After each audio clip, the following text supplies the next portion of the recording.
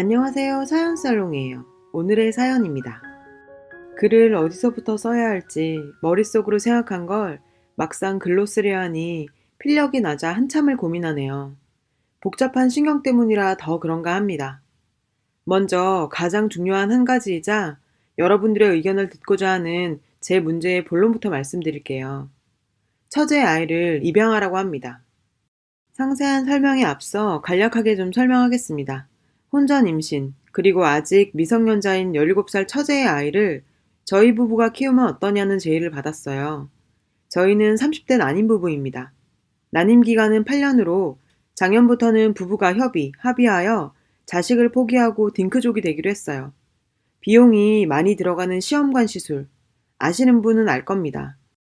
시험관 시술 비용이 500여만 원에 검사 비용 포함하고 이래저래 들어가는 게 1회에 600여만 원 정도 들더라고요. 아내와 저의 연봉 합산하여 1억이 넘기 때문에 국가에서 혜택도 없고요. 거의 자비로 시험관 시술 3회에 인공수정 5회를 했습니다. 용하다는 경상도와 충청도, 그리고 경기도의 임신 전문 한의원까지 갔지만 아이가 안 생기더군요. 그냥 업보라 생각하고 마음을 비웠습니다. 아내 나이 27살에 시집와서 수년을 이세를 위해서 고생했지만 뜻대로 되지 않았어요. 사람 마음대로 되는 일이 없다고들 하는데 참 힘든 시간이 가고 있네요. 아내는 자궁 외 임신으로 한쪽 난소를 제거했고 선천적으로 자궁이 약하다는 진단을 받았어요. 자연유산을 2번 했어요. 저와 아내는 많이 슬퍼했고 말 그대로 비참할 대로 비참해졌습니다. 전 술, 담배를 안 하고 아내와 함께 임신을 위해 꾸준히 운동을 함께 했고요. 인공수정과 시험관 시술을 받았어요. 시술 이후 또 몇 달간은 다시 몸을 회복시켜야 했습니다. 기다렸다 다시 해야 되기 때문에 건강을 위해서 운동을 열심히 했어요. 먹는 식단까지 조절하면서 정말 최선을 다했습니다. 저도 아내와 마찬가지로 검사를 받았어요. 정자검사에서 상위 10%에는 들 만큼 건강하여 이상 없다 했어요. 정자수도 1억 마리가 넘었고 활동성과 염색체 검사에서도 결과가 좋았죠. 그 사실들은 오히려 아내를 더 힘들고 낙담하게 했고요. 시간이 지나면서 아내는 이 모든 게 자기 자신의 잘못이라고 생각하기 시작했어요. 솔직히 전 아이 욕심이 있었지만 아내와 저를 위해 아이를 포기하자 선언했습니다. 아이를 통한 행복은 버릴 수 없었지만 아내를 사랑했기 때문에 아내가 받는 고통을 무시할 수 없었어요. 그래서 아이 없어도 우리 둘이 행복하게 살자고 약속했어요. 제 마음은 아내가 더 중요하고 아내가 행복하길 바랬기 때문이에요. 아이에 대한 의무감에서 함께 벗어나고 싶었거든요. 둘이 해외여행도 다니고 신혼처럼, 아니 연애 때처럼 지냈죠. 전 개를 좋아하진 않지만 아내를 위해서 전부터 키우고 싶다던 포메리안 믹스견인 강아지 한 마리를 입양했습니다. 벌어진 녀석이라 부모 젖도 못 먹고 낑낑대는 게 안쓰러워 보이더군요. 한눈에 서로의 슬픔을 알았는지 저희가 키우면서 많이 밝아졌어요. 아내 역시 하루가 다르게 크는 애교가 많은 조그마한 강아지에게 위로를 얻고 또 사랑을 줬습니다. 그렇게 지내오던 어느 날 처가에 가게 되었어요. 우연히 이모님들께서 하시는 이야기를 듣게 되었습니다. 장모님은 이남 오녀인 남매들 중 셋째입니다. 장모님의 동생 되는 작은 외삼촌의 딸이 혼전 임신을 했다는 소식을 들었습니다. 아직 고등학생이었고 평소 공부도 잘하고 반듯한 이미지여서 충격적이었죠. 이쁘고 어른들께도 싹싹해서 늘 칭찬 일색이었던 아이였어요. 본인도 모르는 사이에 입덧도 없이 임신 16주가 되어 식용이 왕성해지고 배가 조금씩 불러왔다고 하더라고요. 초음파를 찍었는데 예상으로 14주에서 16주 정도일 거랍니다. 저희가 소식을 들었을 땐 대략 14주 정도 되었을 거고요. 문제는 아기 아빠가 누군지 정확히 모른다는 거였어요. 남자가 2명 정도였다는데 확인이 안 된다고 들었습니다. 그래서 어느 남자 집에 가서 임신 문제를 의논할지도 모르는 상황이었고요. 그 때문에 삼촌 댁에선 고민이 많다고 하셨어요. 제가 정확하고 상세하게 들은 건 아니고 어른들 이야기하는 건 대략 그 정도였죠. 작은 외삼촌께서 속이 많이 상하시겠구나. 처제 때문에 걱정이 생겨 큰일이구나. 뭔 일이야? 라고 생각했어요. 다만 우린 그렇게 노력을 했는데도 안 생기는 아이인데 그렇게 소원하고 기도하고 애타게 수년을 보냈는데도 안 생겼는데 하늘도 무심하구나 했습니다. 그래도 처제의 일이니 걱정이 되더라고요. 정확한 날짜는 기억나지 않지만 임신한 처제가 출산날이 가까워진 어느 날이었어요. 외삼촌 내외분과 저희 장인 장모님, 그리고 큰외삼촌과 둘째 이모님께서 저희를 보자 했습니다. 장인어른이 조심스럽게 말을 꺼냈어요. 혹시 임신한 처제의 아이가 태어나면 거두어 줄 수 있겠냐고 하시더라고요. 처제가 고집을 부려 아이를 지을 수 있는 시간이 지났다고 합니다. 그러면서 산모가 위험해서 지금은 낙태 수술을 할 수 없는 상황이랍니다. 학교 그만두고 굳이 아이를 낳겠다며 혼자 키우겠다는 처제의 고집 때문에 이제는 어쩔 수 없이 낳아야 하는 상황이라고 했어요. 저는 솔직히 내키지 않았습니다. 입양 절차도 없이 그냥 저희 아이로 후적을 올리면 깔끔하단 말을 하는데 아이를 갖지 못하고 있던 저에겐 너무 큰 슬픔이었어요. 제 마음을 날카로운 칼로 찌르는 것 같았어요. 일단 집안의 어른들이 말씀하시니 그 자리에서 바로 대답하기가 어려워서 생각할 시간을 달라고 말씀드렸습니다. 그러면서 어느 정도 거부 의사를 표현했어요.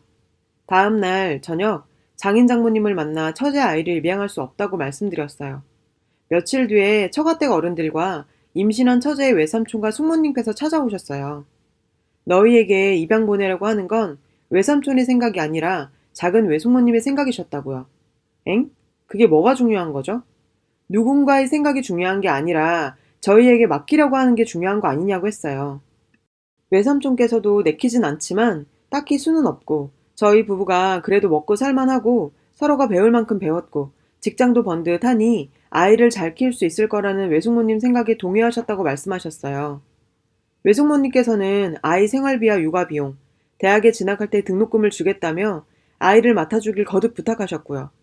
저희는 돈 문제가 아니다라고 말씀드리면서 설령 저희가 입양하더라도 금전적인 도움을 바라는 게 아니라고 말씀드렸어요. 저희 생각엔 모르는 사람이 알면 몰라도 가족 간의 입양은 도저히 불가하다 했습니다. 숙모님은 이상하게 말꼬리를 잡으면서 입양할 거면 그래도 피 섞인 조카가 좋지 않냐는 겁니다. 제 상식으로는 이해가 힘들었습니다. 조카를 입양해서 키우면 언젠가는 아이에게 친부모 이야기를 해줘야 하는데 사실을 알면 조카 아이가 너무 힘들어할 것 같다고 말씀드렸습니다. 삼촌과 숙모는 머리를 조아리면서 계속해서 부탁을 했어요. 하지만 전 단호했습니다. 계속해서 싫다 했더니 처제가 울면서 아이를 보살펴달라고 했습니다. 어린 처제까지 우는 모습을 보니 마음은 아팠지만 결정이 바뀌진 않았습니다. 그리고 그날로부터 며칠 뒤, 그리고 오늘 기준에서 며칠 전에 아내가 안 하던 말을 합니다. 아이를 맡아 키우는 건 어떠냐고요. 아내 나이 이제 36살, 제 나이 38살입니다. 나이가 더 들어봐야 아이 가는 건 힘들 것이고 혹시 임신하더라도 노산이며 고위험 산모라 현실이 부정적이랍니다. 그리고 한쪽 난소가 없기 때문에 시간이 지날수록 임신 확률도 계속 줄어든다고 하네요. 그러면서 해볼 수 있는 건 다 해봤고 결국 우린 자식이 안 생긴다면 그래도 피가 한 방울이라도 섞인 조카를 입양하는 게 좋겠다고 하네요. 아마 처가댁에서 이런저런 말을 들었던 것 같습니다. 이모님들 말씀도 적잖게 들은 것 같고요. 전 차라리 기적적으로 들릴지 모르겠지만 차라리 자연임신이나 시술을 더 받자. 아무튼 집안 사람 다 아는 조카를 자식으로 받아들이는 건 힘들다 했어요. 중대사인 만큼 감히 언급하기도 힘들었지만 저희 부모님께 말씀드렸더니 언젠가 밝혀질 꼬인 족보라며 기껏 키워놓고 좋은 소리 나올 리 없다며 불편한 기색을 보였습니다. 저 역시도 그 아이를 내 자식처럼 키우겠지만 또 작은 외삼촌 댁이나 이모님들 그리고 당장 처제도 앞으로 볼 사이인데 그 아이를 저희 자식이라 생각할까요? 아니면 저희에게 맡긴 본인들의 조카 손주, 처제의 자식이라 생각할까요? 전 싫다고 다시 한번 말했고 아내도 역시 제 뜻이 그렇다면 싫은 걸 억지로 할 필요는 없다고 생각해 주더라고요. 처가의 외가 쪽으로 확실하게 반대 의사를 보냈답니다. 그 이후로 저번 주부터 숙모와 처제가 제게 연락을 해오네요. 저희뿐이라는 말로 제발 좀 걷어달라고요. 한 번만 살려달라고요.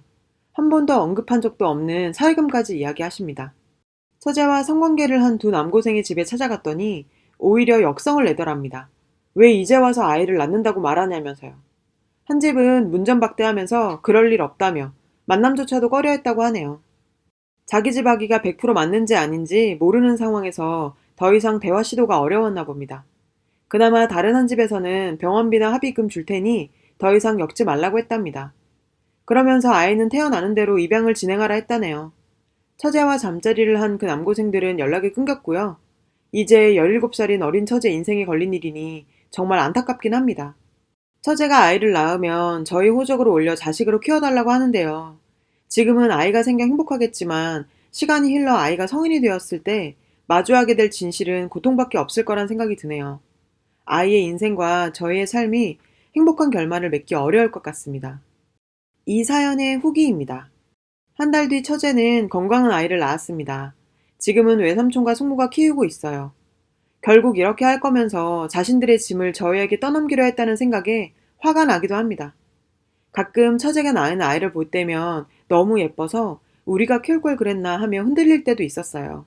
하지만 처제와 처제의 아이, 우리 부부의 행복을 위해서 단호하게 거절한 건 정말 잘했다고 생각해요. 어린 처제지만 자신이 선택한 삶이니 더 응원해 주려고 합니다.